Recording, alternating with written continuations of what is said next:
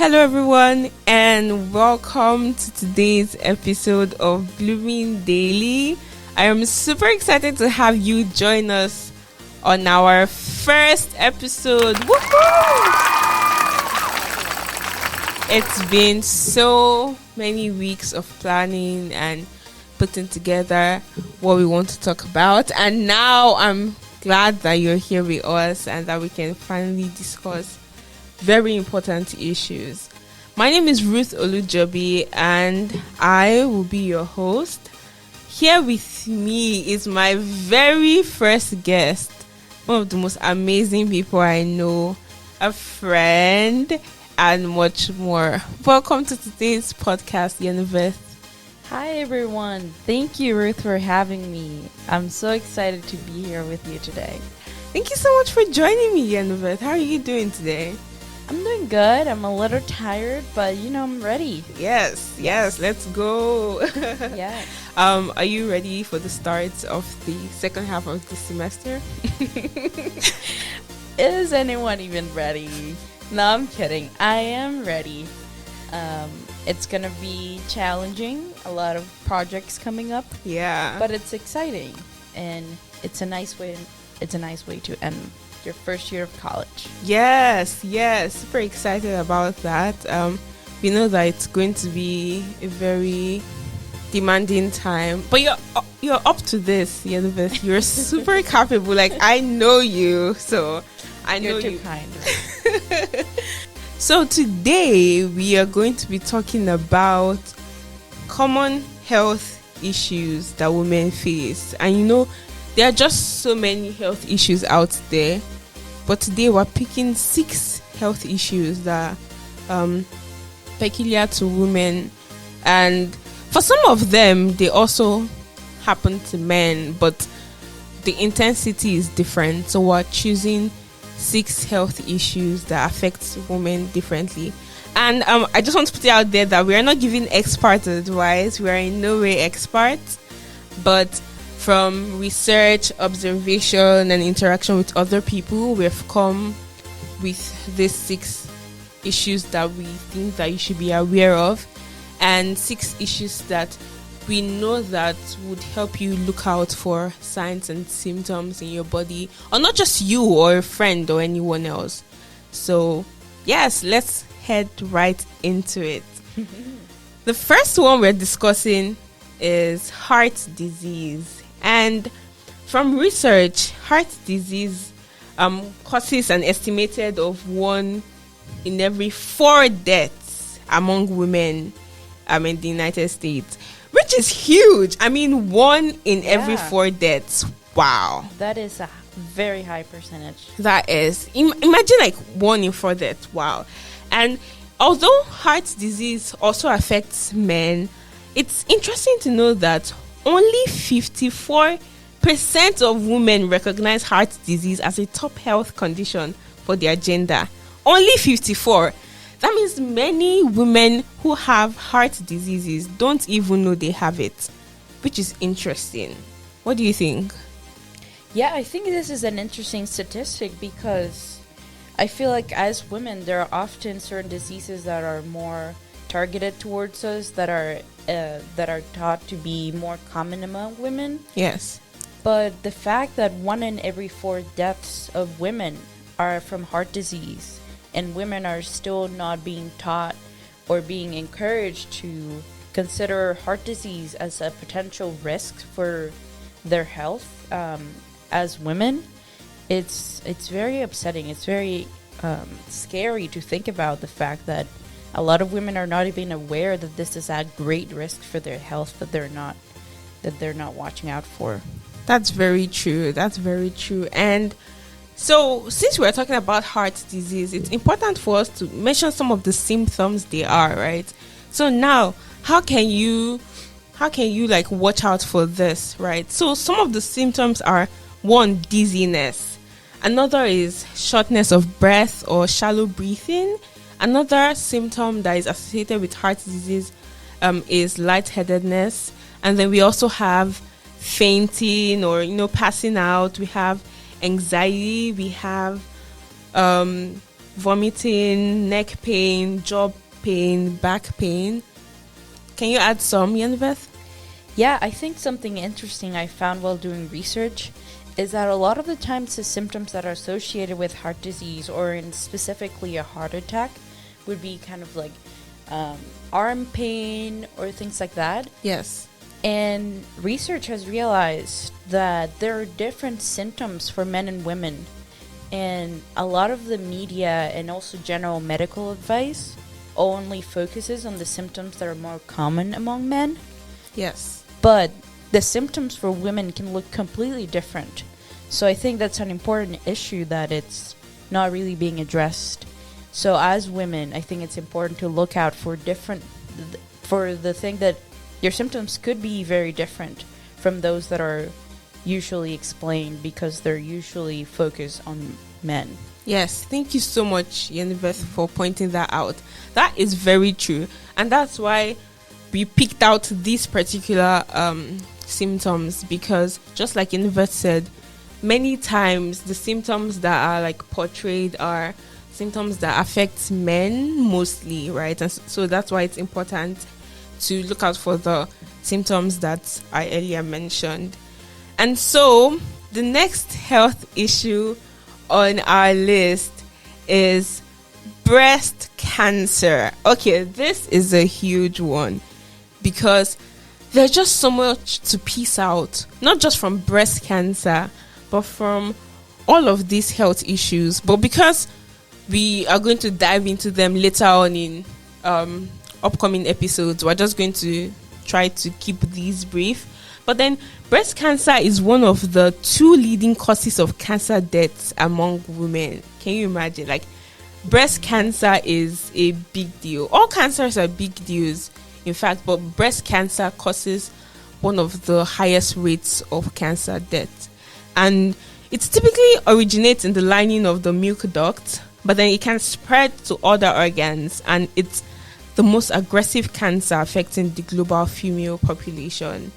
And so statistics have it that around 500,000 women die from breast cancer each year.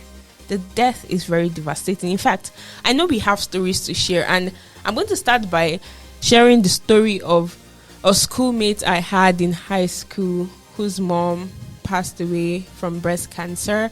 It was my first encounter with someone who had passed away with breast cancer, and I remember we went to her house to comfort her family, and it was just really painful.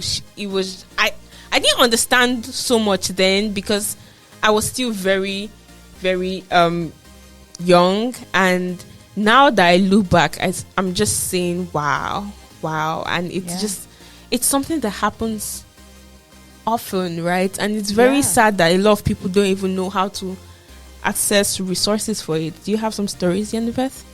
Yeah, I mean, I feel like every person that I know of could probably name at least someone that they know that has had breast cancer. True. Or that died from breast cancer, unfortunately.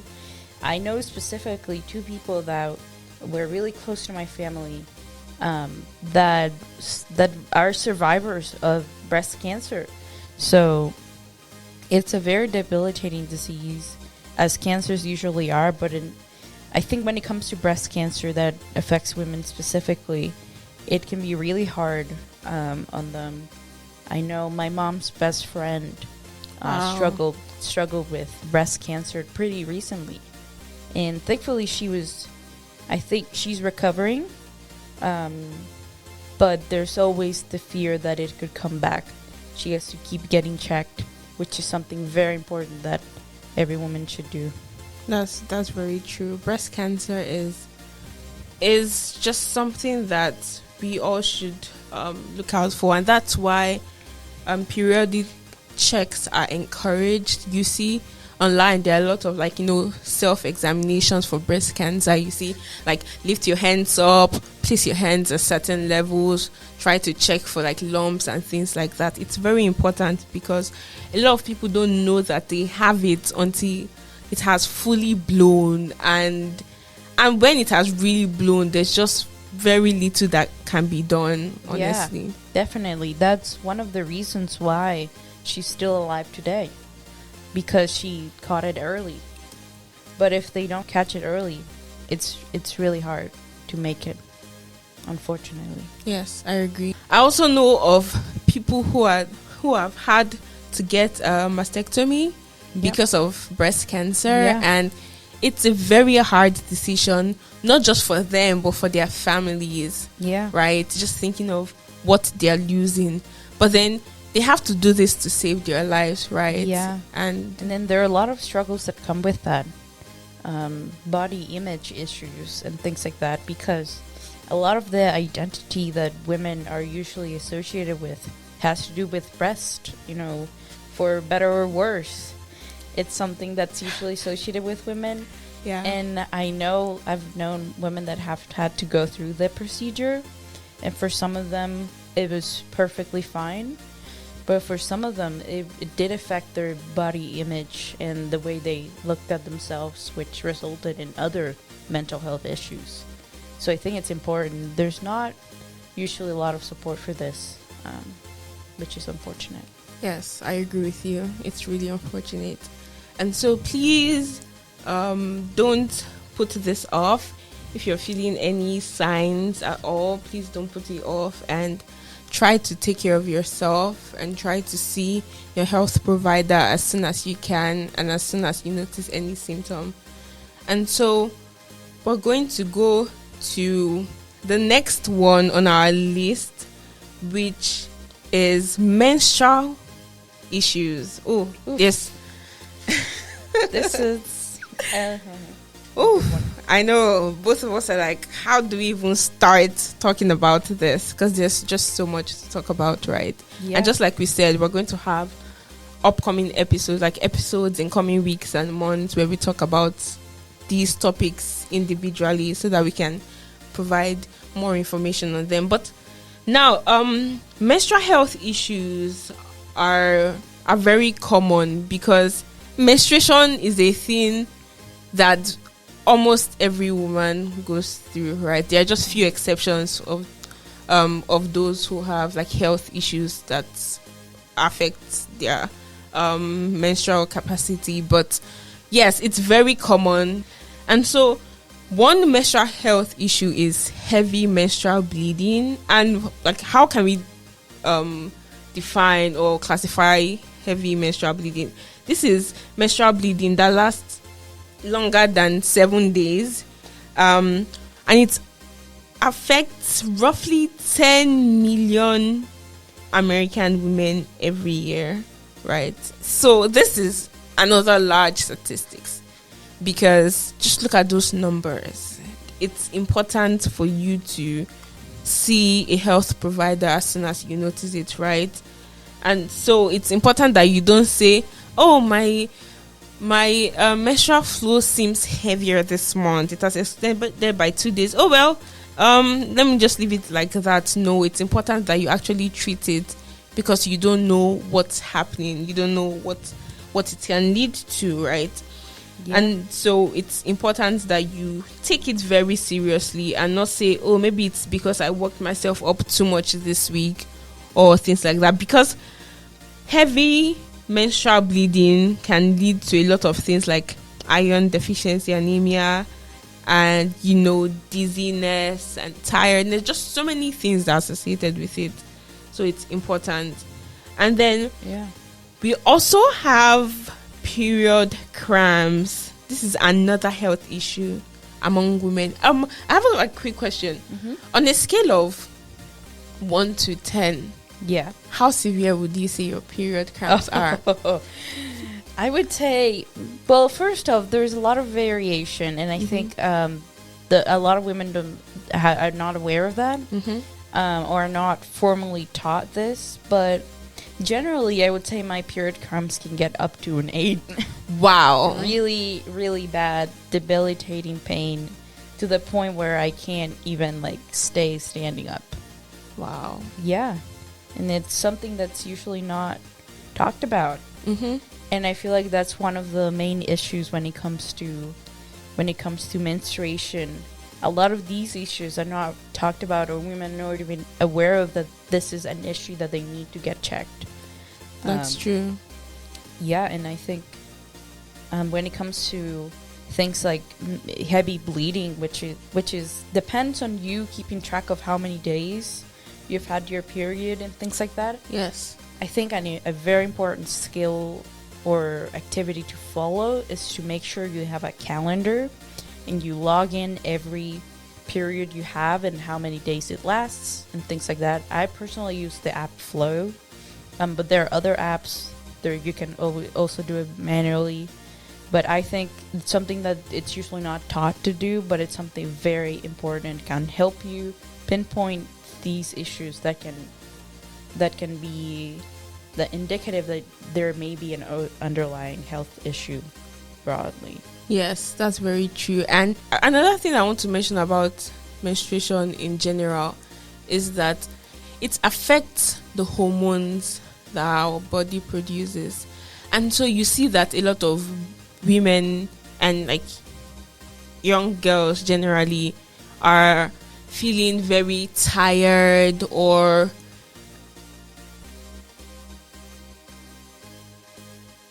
just so many emotions, right? And it's not their fault. It's what their body is doing to them, right? Yeah. And I think it's important that we are sensitive to this. Sometimes I hear people making very insensitive comments like, oh, is it because she's on her period that she's being so cranky? That's very insensitive because you do not know what she's going through, right? Some people, just like you have said, some people can have very, very, very disturbing menstrual cramps, and then you combine that with how the hormones in your body are acting. Sometimes some girls just want to cry because the hormones are just like messing up her body, right? And sometimes they just want to be alone. Sometimes they need comfort, right? They just want to satisfy what their body is demanding at that time because the hormones are like taking over, right? Yeah. So I think it's important that we're sensitive and that we're trying to be accommodative of the emotions that are being displayed. Yeah, and I think there's a balance because there's certainly women out there that don't really experience a lot of these. That's true. Like, for example, I personally don't get particularly angry, as the stereotypes usually say. Mm-hmm. I do get slightly sad, and that's okay. I might cry during my period, and that's fine. It's a normal human emotion. Yes. But I think it's important to be empathetic of the people that menstruate and the experience they're going through. I remember one time a PE teacher particularly kind of mocked a girl that said she couldn't really do much because she was on her period. And he kind of said that women were kind of exaggerating as an excuse to not do work. And while menstruation can vary greatly among women, and some of them can do incredible things while they're on their period, some of them also experience very debilitating symptoms that need to be addressed and looked at with an empathetic mind. I agree. And that's why, as someone who doesn't experience like terrible period cramps, I try not to use my experience as everybody's experience. Yes. I try not to be like, oh, well, I have period cramps, but I still do my work and I still go to classes. And then you should too, things like that. Yeah. No, because everyone is different, right? Yeah. So it's important that we're treating everyone individually and not generalizing and saying that, oh, all of that, right? So it's very important. So the next one we have on our list is ovarian and cervical cancer.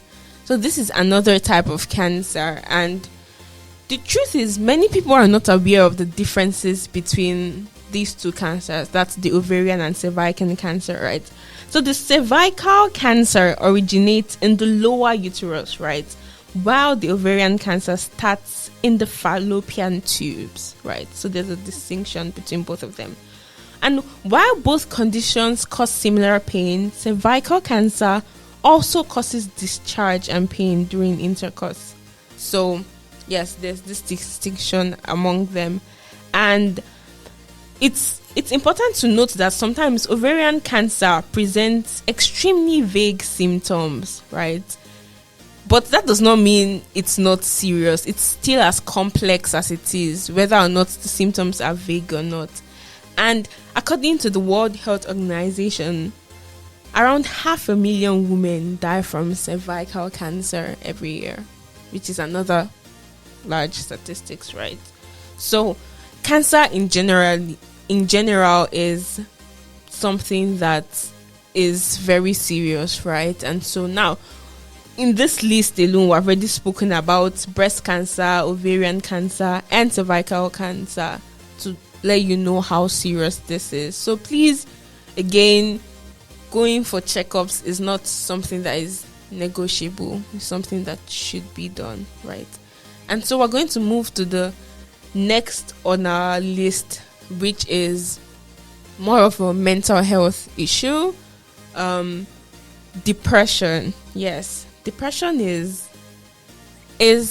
again something that we could spend all day talking about, right? Yeah. And you see that emerging evidence suggests that women are more prone to experience like anxiety and depression in contrast to men, right?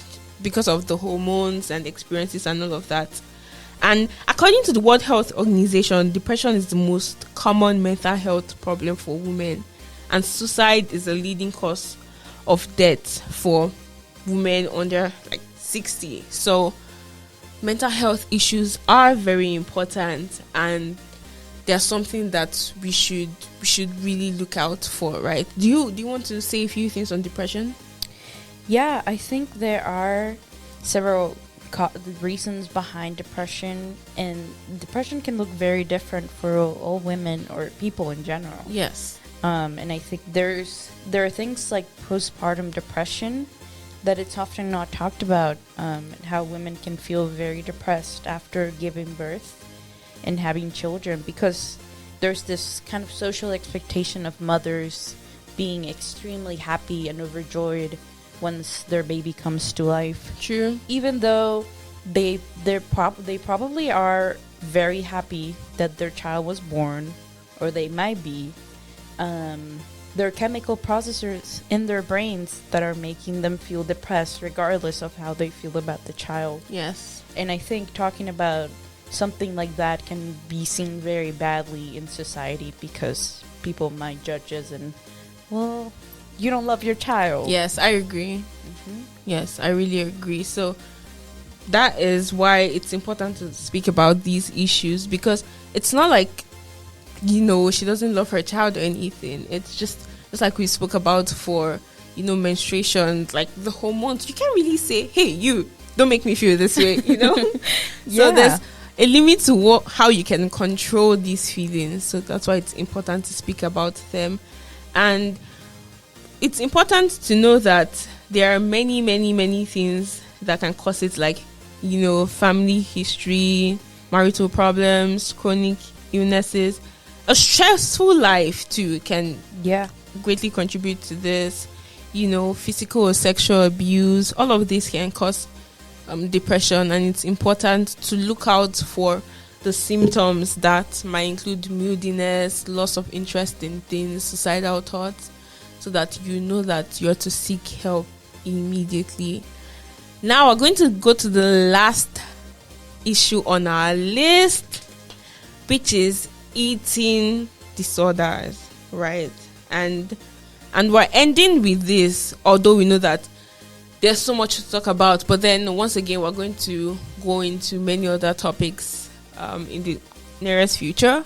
So eating disorder, it's very interesting to note that many young women have a diagnosed eating disorder, right? And a lot of people that don't even know that they have an eating disorder actually do.